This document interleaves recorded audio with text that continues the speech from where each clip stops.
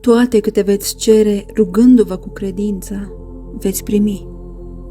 Domnul nu ne interzice să năzuim și la bunuri trecătoare și pământești.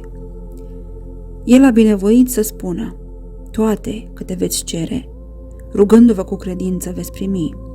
Matei 21. Iar prin cuvântul toate se înțeleg toate bunătățile cerești și pământești.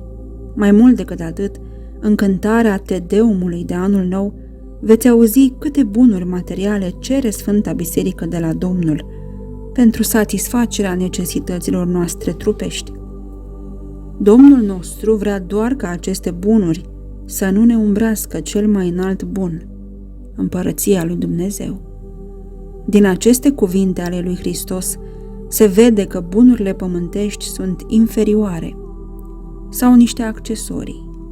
Ele se vor adăuga nouă, rugându-ne, dacă mai întâi vom căuta Împărăția lui Dumnezeu.